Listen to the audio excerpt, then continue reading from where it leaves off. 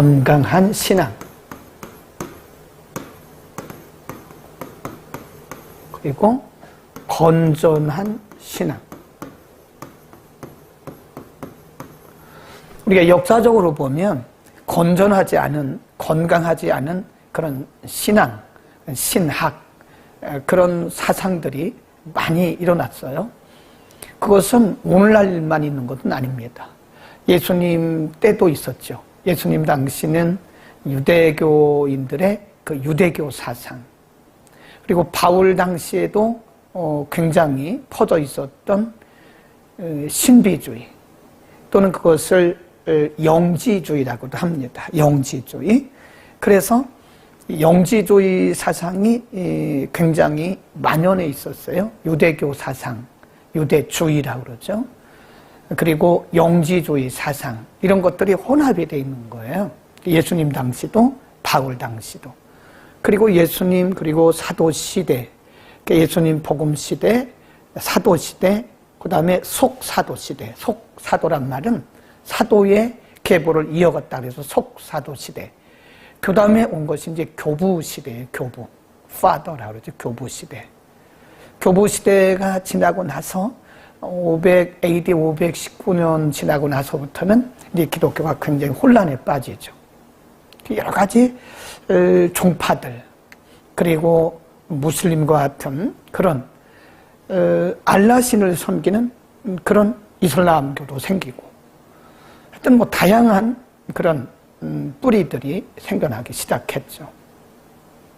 그래서 건전하지 못하고 건강하지 못한 그런 신앙들이 이제 1500년대 중반까지 계속 이어져 가요. 그러니까 막 굉장히 혼란하죠.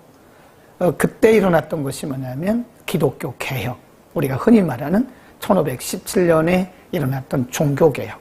우리는 종교개혁이란 말을 쓰지 않죠. 일반인들은 종교개혁이라고 말하지만 우리는 기독교 신앙개혁이라 그렇게 얘기를 하는 거죠.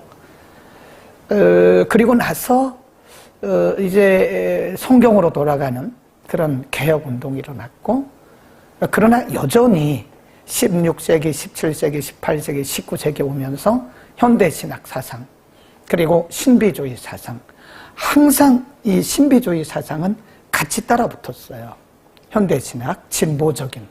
근데 그것이 19세기, 20세기 초까지 계속되죠. 그리고 나서 이제 전 세계적으로 20세기에 들어오면서 말씀으로 돌아가는 복음주의 운동이 많이 일어났죠. 물론 지금도 건전하지 못한, 그리고 건강하지 못한 사상들이 꽤 많이 있습니다.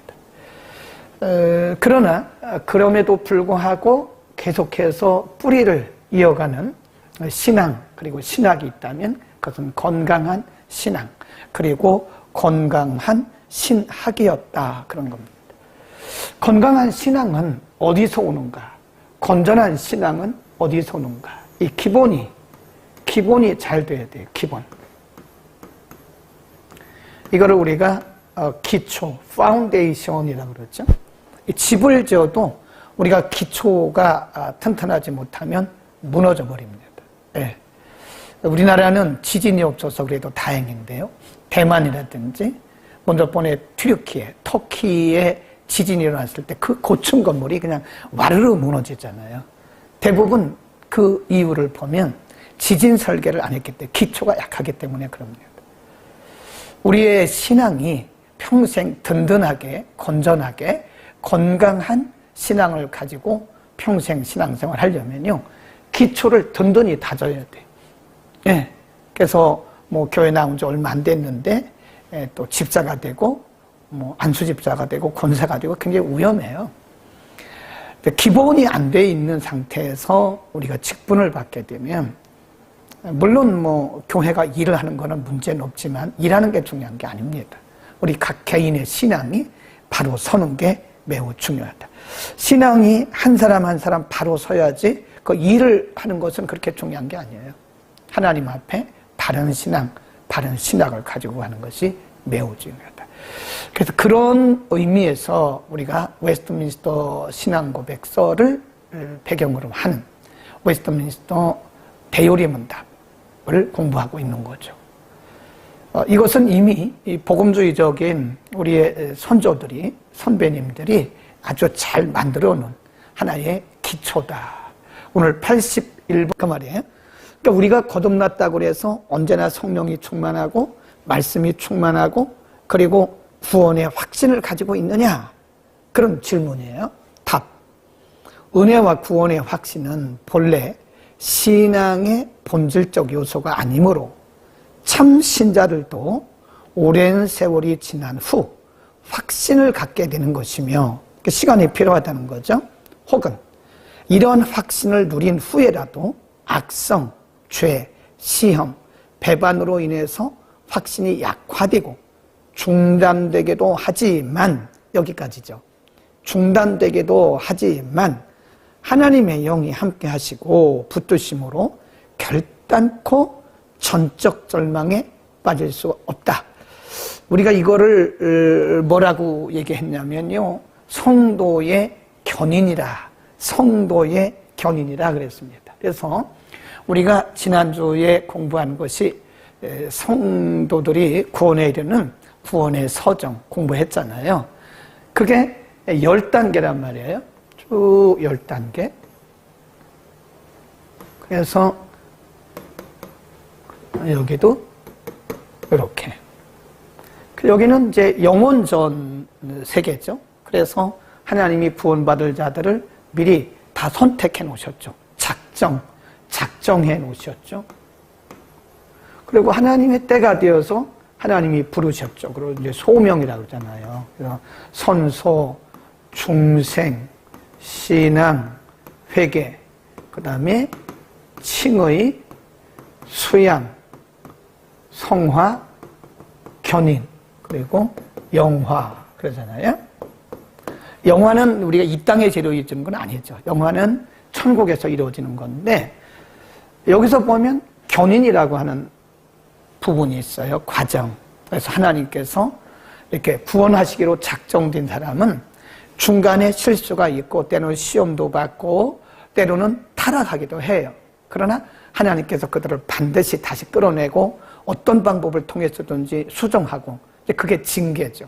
징계를 통해서 그를 다시 부르셔서 영원한 구원에까지 이르도록 구원을 완성하신다. 그 말씀입니다. 이해하시겠죠? 그러니까 지금 81문에서 말씀하는 것은 그 인간의 성화라고 하는 것이, 구원이라고 하는 것이, 구원, 성화. 그러니까 구원의 확신이라는 것이 예수를 믿자마자 바로 생기는 거냐? 그렇지 않다는 거죠. 시간이 걸릴 수 있다는 거죠.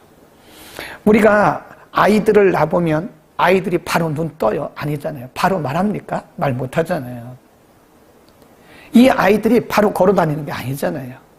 엄마의 태로부터 태어났어요. 출생이라고, 출생.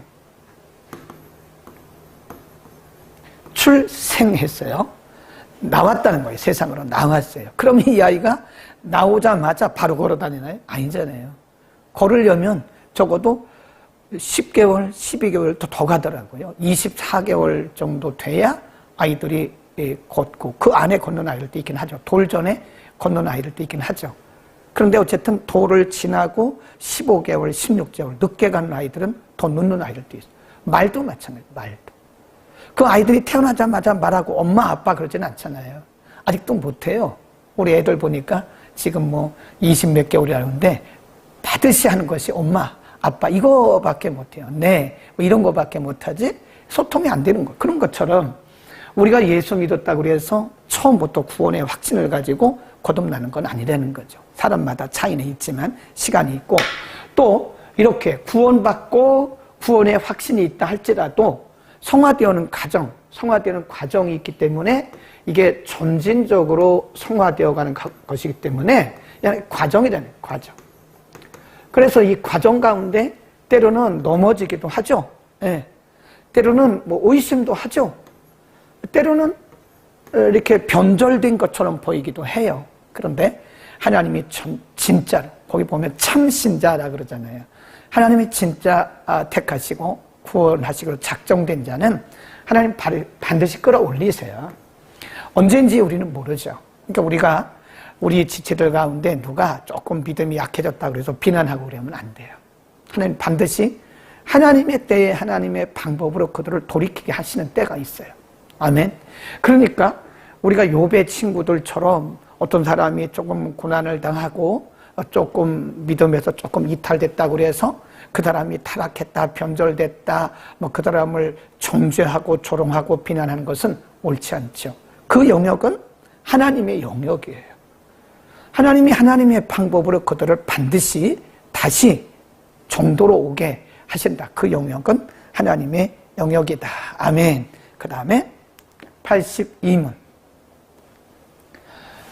무형교회 회원들이, 무형교회란 말은 건물이 아니죠. 믿는 자들을 의미하는 거죠. 무형교회 회원들이 그리스도와 함께 누리는 영광의 교통이란 무엇이냐? 답. 무형교회 회원들이 그리스도와 함께 누리는 영광의 교통이란 현세에 있는 것이고, 그러니까 이 땅에 살아가는 동안에 있고, 그리고 사후, 죽음 이후에 즉시 일어나는 것인데 마침내 부활과 심판날에 완성되는 것이다.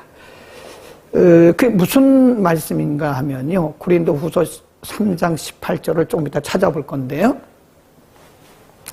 구원받은 우리들이 이 세상에서 살죠. 그러다가 이제 이 세상에서 우리가 이제 죽잖아요. 그리고 나서 그거 끝나는 게 아니라 여기서부터 또 새로운 세계가 시작이 된다는 거죠. 죽음을 전후로 해서, 그러니까 죽음이라고 하는 것은 끝이 아니고 이사 가는 거예요. 이 세상에서 이쪽 세상으로 이사 가는 것이다. 예, 천국에 입성하는 것이다 그러잖아요.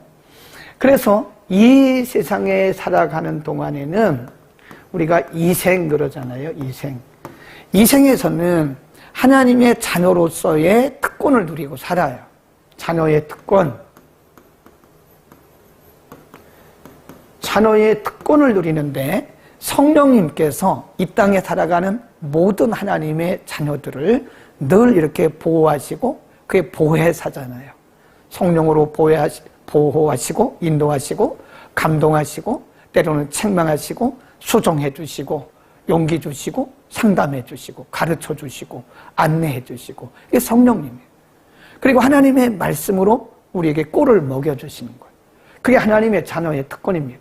이 세상에서는 우리가 죄악된 세상에 빠지지 아니하고 하나님의 자녀로 살도록 성령께서 인도하시고 늘 하나님의 말씀을 통해서 우리를 풍성하게 채워주시고, 그리고 나서 이 땅에서 우리의 생명이 다하면 이때부터는 새로운 세계가 즉시 시작이 된다. 그런 말씀이죠. 자, 고린도 후서를 한번 가보죠. 3장. 고린도 후서 3장 18절에 보면 그런 말씀이 있어요.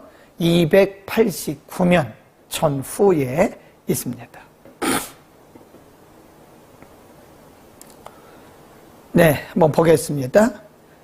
고린도후서 3장 18절. 우리가 다 수건을 벗은 얼굴로 거울을 보는 것 같이 주의 영광을 보매 저와 같은 형상으로 화하여, 변하여, 그 말이에요. 저가 누구예요? 부활하신 주님과 같은 형상으로 변하여 영광으로 영광에 이르니 곧 주의 영으로 말미암음이라 그랬어요. 그러니까 이 땅에 있는 동안에는 하나님의 자녀의 특권을 누리며 성령과 함께 동행하고, 사후에는 이 땅에서 우리의 생명이 마감한 이후에는 바로 부활하신 예수님처럼, 그래서 예수님을 뭐라고 그래요? 부활의 첫 열매 그러잖아요. 부활의 첫 열매란 말은 그를 믿는 모든 자들이 그와 같이 예수님처럼 부활한다 그런 뜻입니다. 영원한 생명을 얻게 되고 또 우리의 몸이, 우리의 이 육체가 썩지 아니하는 영광의 형체로 바뀌어요. 아멘. 그때를 우리는 기다리고 있는 거죠. 이 땅에서는 여호와 하나님의 자녀의 특권을 누리고 또 이사간 이후에는, 하나님의 나라로 이사간 후에는 이런 모습이 아니라 완전히 신령한 몸으로 변화해서 우리 주님과 영원히 사는 것이다. 아멘. 그 다음에 83문입니다. 83문. 무용교회 회원들이 현세에서 그리스도와 함께 누리는 영광의 교통이란 무엇이냐? 이 세상에서 누리는 그 말이죠. 이 세상에서 누리는 영광의 교통이란 무엇이냐? 답. 무용교회 회원들은 그들의 머리이신 그리스도의 지체이므로 현세에서 그리스도와 함께 영광의 첫 열매들을 누리며 그 안에서 그가 소유하신 영광의 관계가 있게 되며 그 보증으로 하나님의 사랑, 화평, 성령의 즐거움, 영광의 소망을 누리게 됩니다. 반면에 하나님의 복수하시는 진노와 양심의 공포, 심판에 대한 두려운 기대 등이 악인들에게는 그들이 사후에 받을 고통의 시작인 것입니다. 그러니까 악인들은 이 땅에서도 여전히 다음 세계에 받을 고통을 경험하며 살고 하나님의 자녀들은 그리스도와의 교통, 교제가 이루어지는 거죠. 네, 그래서 예수님이 머리이신 거예요. 예수님이 머리가 되시고 우리는 그 몸에 붙어 있는 지체들이죠. 지체. 네, 그 몸에 붙어 있는 지체들입니다. 그러니까 우리가 지체란 말을 쓰잖아요. 지체. 형제 자매란 뜻이에요. 지체란 말은 그리스도의 몸에 붙어 있는 하나의 기관이다. 그런 뜻입니다. 우리 몸에 보면 눈도 있고 귀도 있고 입도 있고 팔도 있고 다리도 있고 있잖아요. 그런 것처럼 우리가 그리스도의 몸에 붙어 있는 지체들로서 그리스도와 교통하고 산다는 거죠. 이 땅에 있는 동안 우리는 그리스도와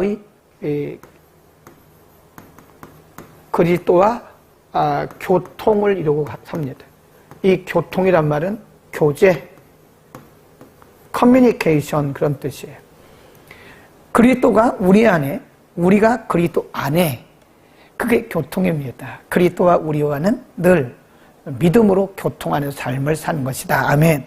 얼마나 감사해요. 우리에게 그리스도와 교통할 수 있는 그런 기회를 우리에게 주신 것이다. 자, 그 다음에 84문. 자, 84문으로 갑니다. 84문. 모든 사람이 다 죽을 것인가? 답. 사망이 죄값으로 위협되어 모든 사람이 한 번 죽기로 선정되었다. 선정되었단 말은 결정되었다.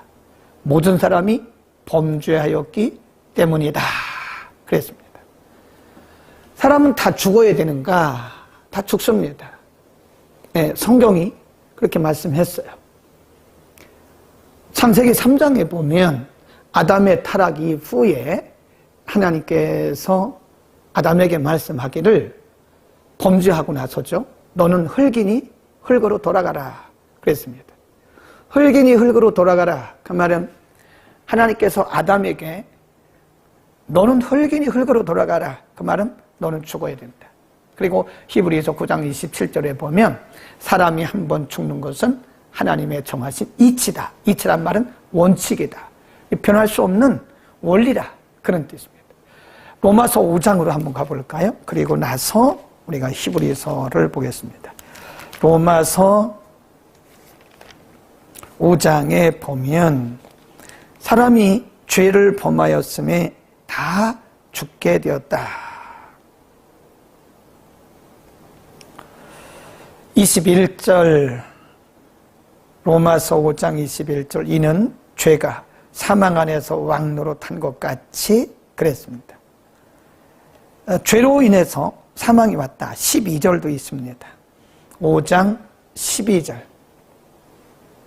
이러므로 한 사람으로 말미암아 죄가 세상에 들어오고 죄로 말미암아 사망이 왔다. 그렇죠? 로마서 5장 12절에서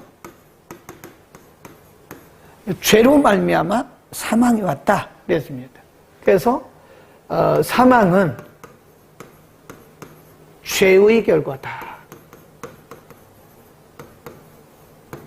사람이 죄를 지었지 않았더라면 죽지 않죠.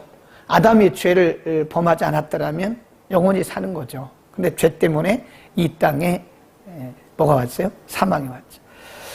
자, 그리고 히브리서로 갑니다. 히브리서, 우리 잘 아는 말씀인데요. 9장 27절에 보면 모든 사람이 다 죽도록 하나님이 그렇게 정하셨다. 히브리서 9장 27, 한 번 죽는 것은 두 번 죽는 건 아니죠. 한 번 죽는 것은 사람에게 정하신 것이요, 그 후에는 심판이 있을 것이다. 그랬어요. 한 번 죽는 것은 하나님의 정하신 이치다. 다른 번역에 보면 사람이 한 번 죽는 것은 destiny, 하나님께서 정하신 원칙이다, 원리다. 그리고 그 이후에는 반드시 심판이 있다. 그래서 다 한 번은 죽어야 돼요. 누구나 한 번은 다 죽어야 됩니다. 영생이 없어요. 믿는 자에게 주시는 선물로 영생이 있는 거지. 이단들 중에 보면 영생 불사 그러잖아요. 근데 다 죽었어요. 교주들 다 죽었습니다. 네. 우리나라에서 일어난 많은 그 교주들이 있었는데 다 죽었어요. 근데 그들이 주장했던 것이 뭐냐면 영생 불사다. 죽지 않는다는 거죠. 근데 다 죽어요. 하나님이 정하셨는데 인생은 다 죽습니다. 다 죽습니다. 근데 중요한 것은 어떻게 죽느냐가 중요한 거죠. 사람은 한 번은 다 죽습니다. 하나님이 정하신 이치이기 때문에 한 번은 다 죽어야 돼요. 근데 어떤 죽음을 갖느냐가 중요합니다. 믿는 자들에게는 하나님께서 영생의 복을 주시고, 믿지 않는 자들에게는 하나님이 영벌의 심판이 있다. 영생의 복, 영벌의 심판, 그런 거죠. 그것은 믿음에 달려있는 거죠. 예수님께서 이 땅에 오신 것이 이 죽음의 문제 해결하신 거잖아요. 죄의 문제, 죽음의 문제를 해결하기 위해서 이 땅에 오신 거기 때문에 예수를 믿는 것은 매우 중요합니다. 예수를 믿는 것이 정말 중요해요. 우리 안에 예수를 믿는 인격적 만남이 매우 중요해요. 아멘. 우리가 아직도 예수 그리스도를 믿지 않는다면 매우 불행한 신자입니다. 신자 중에 예수 안 믿는 사람이 있습니까? 있다니까요. 2주 전에 국민일보에서 전국의 성인 1000명을 대상으로 해서 여러 가지 설문조사를 했어요. 그 중에 하나가 당신은 부활이 있다고 믿습니까? No. 51%가 부활이 없다고. 자기는 부활하는 거에 대해서 관심이 없고 그냥 교회 다니는 것은 마음 편하려고 오는 거다. 절대 아닙니다. 마음 편한 거야 불교도 편해요. 그 사람들은 다 무를 주장하기 때문에 무소유를 주장하기 때문에 마음 편한 거야 그 사람들이 더 편하죠. 예. 근데 마음 편하려고 예수 믿는 거 절대 아닙니다. 마음의 평강은 믿고 나서 성령이 우리 가운데 오셔서 주시는 선물이고 열매이지 그것이 궁극적인 목적은 아니에요. 예수 믿는 궁극적인 목적은 죄의 문제가 해결되는 것이고 죽음의 문제가 해결되는 것. 그러니까 우리가 이 땅에 사는 동안에 예수를 믿는 것이 얼마나 행복하고 얼마나 큰 복인가를 알아야 됩니다. 아멘. 예수 믿는 것이 중요한 거예요. 그 다음 넘어갑니다. 그 다음 85문, 죄의 값이 사망이라면 그리스도 안에 사죄함 받았는데 왜 의인들이 죽음에서 구출되지 못하는가? 이 무슨 얘기냐면 죄의 값이 사망인데 예수님께서 죄의 값을 지불하셔서 사망의 문제를 해결하셨는데 왜 믿는 사람이 죽느냐? 그런 문제겠죠. 의인들은 마지막 날에 죽음 자체에서 구출되기로 되어 있으며 심지어 죽을 때도 사망에 쏘는 것과 저주에서 구출되므로 비록 그들이 죽어도 육신적으로 죽어도 하나님의 사랑으로 죄와 비참해서 그들을 완전히 해방시켜서 그들이 사후에 들어가는 영광 중에 그리스도와 함께 더 깊은 교통을 하게 하신다. 무슨 문제인지 이해하시겠죠? 그러니까 이제 가끔 성도들 가운데는 그런 사람들이 있다는 거죠. 예수님께서 십자가를 지셨고 우리가 예수를 믿어서 이제 영생을 보장받았는데 그러면 육신이 왜 죽느냐? 아까 분명히 히브리서 9장 27절에 말씀했잖아요. 한번 죽는 것은 정하신 이치라고요. 그 죽음이라고 하는 관문을 통과해야 돼요. 예, 죽음이라고 하는 관문을 통과해야 그 다음 이제 우리가 영생에 가든지 영벌에 들어가든지 하는 것이다. 그래서 믿는 사람도 육체적으로는 한 번은 죽어야 된다. 그것이 성경이 정하신 것이다. 아멘. 그 다음입니다. 그 다음 문제로 갑니다. 86문, 86문. 무용교회 회원들이 죽은 직후에 그리스도로 더불어 누리게 되는 영광의 교통이란 뭐냐? 죽은 이후입니다. 사후. 무용교회 회원들이 죽은 직후에 그리스도로 더불어 누리게 되는 영광의 교통은 그들의 영혼이 완전히 거룩하게 되어 가장 높은 하늘의 영접을 받아 그곳에서 빛과 영광 중에 하나님의 얼굴을 바라보면서 그들의 몸의 완전 구속을 기다리는 것이니 그들의 몸은 심지어 죽은 때라도 그리스도에게 계속 연합되어 마치 잠자리에서 잠자듯 무덤에서 쉬고 있다가 마지막 날에 그들의 영혼과 다시 연합하게 되는 것입니다. 악인의 영혼들은 죽을 때 지옥에 던지어서 거기서 고통과 흑암 중에 머물러 있는 한편 그들의 몸은 부활과 큰 날의 심판 때까지 마치 감옥에 갇히듯 무덤에 보존되어 있는 것입니다. 그런 얘기입니다. 재림 때를 하나의 새로운 시점으로 이제 잡은 거죠. 예수님이 재림하신 그 순간에 그를 믿었던, 예수를 믿었던 모든 사람들이 순식간에 다 변화가 되는 거죠. 그러면 그동안에 예수님 재림 이전에 예수 믿고 죽은 사람들은 다 어디 가느냐? 무덤 속에 잠자고 있다는 거예요. 무덤 속에 잠자고 있다가 예수님 오시는 그날에 무덤들이 다 열리면서 이제 그 영혼이 이렇게 연합이 돼서 영생의 몸으로 바뀌는 거죠. 그 영생의 몸이라고 하는 것은 이런 몸이 아니고 신령한 몸, 고린도전서 15장에 보면 신령한 몸이 된다 그랬어요. 그러니까 이런 몸이 아닙니다. 그 영혼이 이렇게 연합이 돼가지고 영원히 사는 그런 신령한 몸으로 다시 변화될 것이다.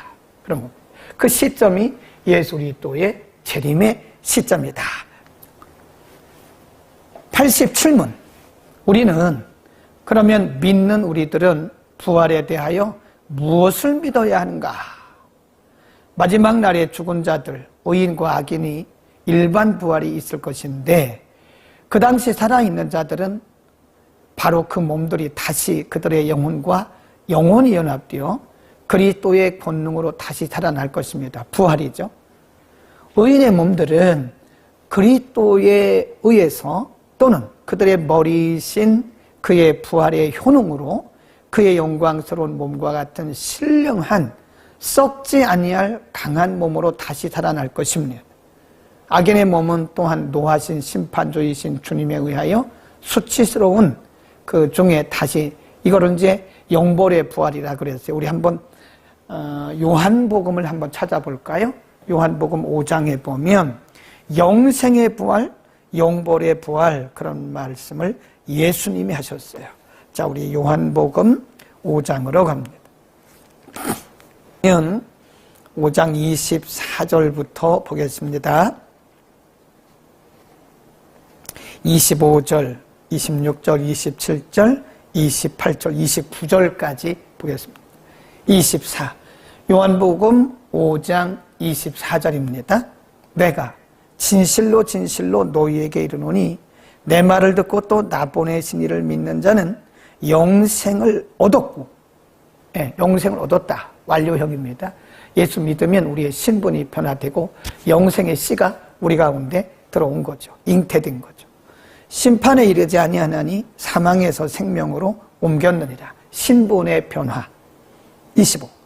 진실로 진실로 너희에게 이르노니 죽은 자들이 하나님의 아들의 음성을 들을 때가 오나니 곧 이때라. 이게 예수님의 재림이에요. 예수님의 재림하신 그 시간에 듣는 자는 살아나리라. 예수님이 재림하시는 시간에 이 땅에 살았던 모든 사람들의 무덤들이 다 일어납니다. 그러면 그 무덤에 매장을 하지 않고 화장한 사람들은 어떻게 되나요? 그거 다 살아나는 거죠. 그때 살아나리라. 26. 아버지께서 자기 속에 생명이 있음 같이 아들에게도 생명을 주어 그 속에 있게 하셨고 27. 또 인자됨을 인하여 심판하는 권세를 주셨으니 자 28절입니다. 이를 기히 여기지 말라. 무덤 속에 있는 자가 다 그의 음성을 들을 때가 온다. 그 언제죠? 예수님이 재림하실 때. 예수님이 재림하신 그때가 무덤 속에 있는 모든 사람들이 이 땅에 태어났다가 죽었던 모든 사람들이 다 그의 음성을 들을 때가 온다. 근데 두 가지라고 29절에 보면 선한 일을 행한 자, 여기서 선하다고 하는 것은 우리가 흔히 말하는 윤리적 도덕적 선을 얘기하는 게 아니에요. 믿음이 가장 선한 겁니다. 우리가 믿음을 갖지 않으면 다른 건 그 자체가 악이에요. 믿는 자는 생명의 부활로 악한 일, 여기서 악한 이란 말은 불신, 예수를 거부하고 예수 그리스도를 믿는 것을 부인했던, 예수를 부인했던 사람들, 이런 사람들은 심판의 부활로 나온다. 이해하시겠어요? 그러니까 모든 사람들이 다 죽어요. 그런데 예수님께서 오시는 그날에 이 땅에 있던 모든 사람들이 다 일어납니다. 부활을 해요. 근데 어떤 사람이 누구죠? 믿은 사람들은 영생의 부활이 있고, 예수님이 직접 하신 말씀이에요. 안 믿는 사람들은, 예수님을 거부하고 예수님을 믿지 않았던 사람들에게는 영벌의 부활이 있다. 영벌의 부활, 영생의 부활, 이렇게 딱 나눠지는 거죠. 예수님의 재림이 바로 그것을 가르는 날이다. 아시겠죠? 그러니까 우리가 예수 믿는 것이 얼마나 큰 축복인지 몰라요. 복의 개념을 자꾸 이 세상의 것들로 여러분 그렇게 집착하지 마세요. 예, 궁궐이나 어디나 예수 믿으면 다 거기가 초막이나 궁궐이나 내 주 예수 모신 곳이 그 어디나 그 하나님 나라 아닙니까? 그게 하나님 나라예요. 그게 천국이에요. 이 땅에서 누리는 천국입니다. 우리가 예수를 믿고서도 계속 기죽어 사는 분들이 있더라고요. 나는 뭐 집도 시원찮고 뭐 공부한 것도 시원찮고 몸도 시원찮고 살아가는 것도 시원찮고, 그래서 기죽어 있는 분들은 절대 기죽지 마세요. 예수 안에 모든 게 다 있어요. 이 세상의 모든 것을 다 가졌다 할지라도 예수님 없으면 그것은 아무것도 아니에요. 그러나 우리가 세상적으로는 별거 아닌 것처럼 보일지라도 우리 안에 생명이신 예수님이 계시면 우리는 다 있는 거예요. 아멘. 그런 믿음으로 우리는 살아야 됩니다. 아멘. 그 다음 88문. 부활 직후에 어떤 일이 따를 것인가?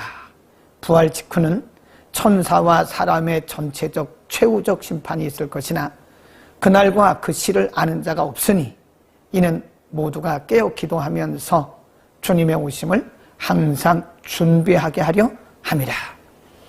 예수님이 오시면 이런 일들이 일어난다고 그랬잖아요. 근데 예수님이 언제 오실는지 모른다고 그랬잖아요. 예수님 말씀하시기를 아무도 모른다. 하나님 아버지만 아신다 그랬어요. 천사도 모른다. 그래서 우리는 그날을 준비해야 되는 것이다. 예수님이 오시는 그날에 우리는 영광스러운 모습으로 신령한 모습으로 변하게 될 것입니다. 89문. 심판날에 악인은 어떻게 될 것인가? 심판날에 악인은 그리스도의 좌편에 주어지고 명백한 증거와 그들 자신의 양심에 충분한 확증이 있은 후 공정한 정죄의 선고를 받을 것이요 하나님이 총회해 주시는 변전과 그리스도와 그의 성도들, 그의 모든 거룩한 천사들과의 영광스러운 사귐에서 쫓겨나 지옥에 던져서 마귀와 그의 천사들과 함께 몸과 영혼이 다 같이 영원히 말로 다할 수 없는 고통의 형벌을 받을 것이다. 성경은 이 지옥에 대해서 분명히 말씀해요. 심판이 뭐냐? 지옥 심판이에요. 불못에 던지우는 겁니다. 자, 마태복음 25장 43, 누가복음 16장으로 갑니다.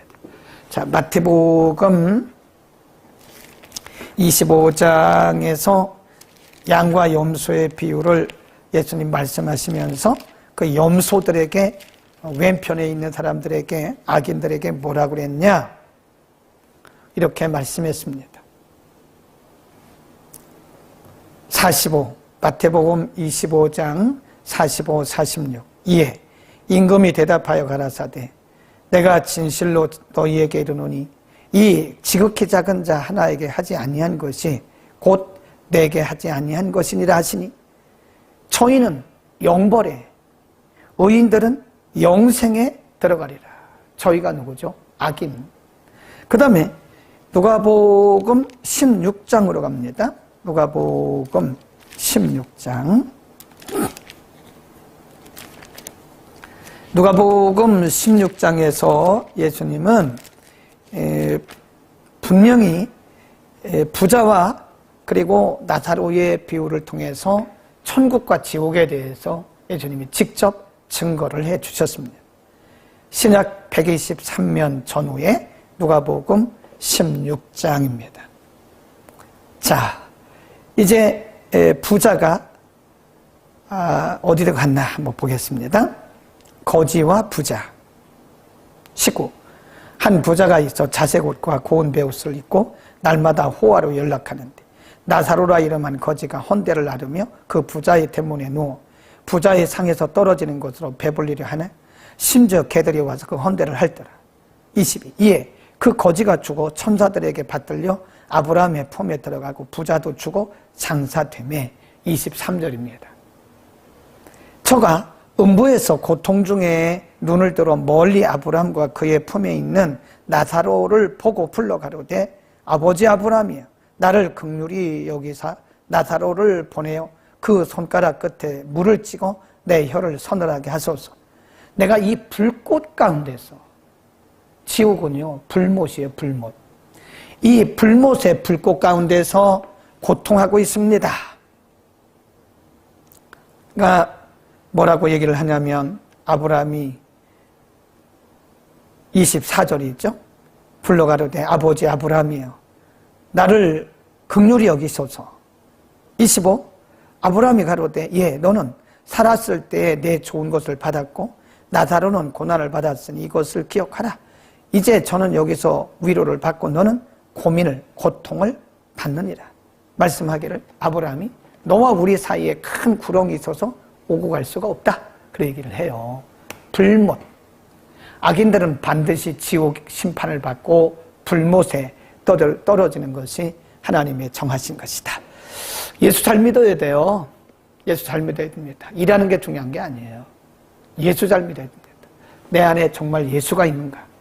내가 정말 예수 그리스도를 바로 믿고 있는가? 정말 심각해요. 2주 전에 국민일보 발표, 그게 전적으로 다 맞다고 보진 않지만 통계치로 볼 때는요, 그게 거의 근접을 하더라고요. 과학적으로, 통계학적으로. 정말 심각합니다. 절반 정도가 부활에 대해서 믿음이 없어요. 천국에 대한 소망이 없습니다. 그냥 종교 생활하는 종교인이에요. 정말 손짓하고요. 충격입니다. 충격.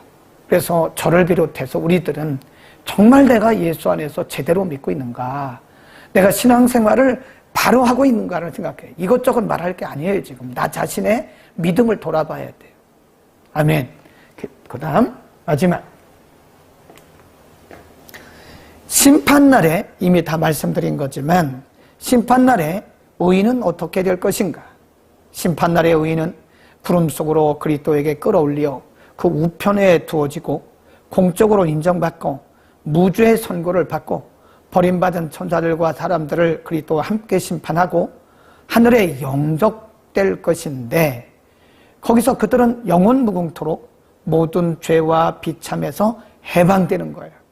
그리고 도저히 상상도 할 수 없는 기쁨으로 충만할 것이고, 몸과 영혼이 완전히 거룩하고 행복하게 되어서 무수한 성도들과 거룩한 천사들의 무리 가운데, 특히 아버지 하나님, 우리 주 예수 그리스도 성자 성령을 영원 무궁토록 직접입니다. 성자 성령을 직접 대면하고 향유할 것입니다. 이것이 부활과 심판날의 무형적 교회 회원이 영광 중에 그리스도와 함께 누릴 완전 충만한 교통입니다. 아멘. 우리는 그날을 기대하고 있는 거 아닙니까? 그날이 있기 때문에 우리가 어려움을, 고난을, 고통을 다 감수하고 가는 거예요. 에? 우리가 예수 믿는 것이 쉬운 게 아니잖아요. 우리가 예수 믿고 신앙생활을 하는 게 쉬운 게 아닙니다. 그럼에도 불구하고 우리가 그 고난을 감수하는 거죠. 이기는 거죠. 예, 극복해 나가려고 애를 쓰는 거죠. 그 이유는 우리에게 영원한 기쁨이 있는, 상상도 할 수 없는 그런 기쁨과 또 영광이 충만한 그 나라가 우리에게 있기 때문에 우리는 그 나라를 바라보는 거예요. 그래서 우리는 이 땅을 바라보면 안 돼요. 이 땅이 우리의 시선이 머물면 안 됩니다. 이 땅이 우리의 안식처가 아니에요. 그래서 우리의 선조들은 다 나그네 같은 삶을 살았어요. 나그네의 심정으로 살았어요. 우린 다 나그네입니다. 나그네. 네, 나그네가 잠깐 있다가는 이 세상에 너무 집착하면 안 되겠죠. 이 땅의 것들 때문에 우리의 믿음이 약해지면 안 되겠죠. 그러면 영원한 주의 나라를 바라볼 수 있기를 바랍니다.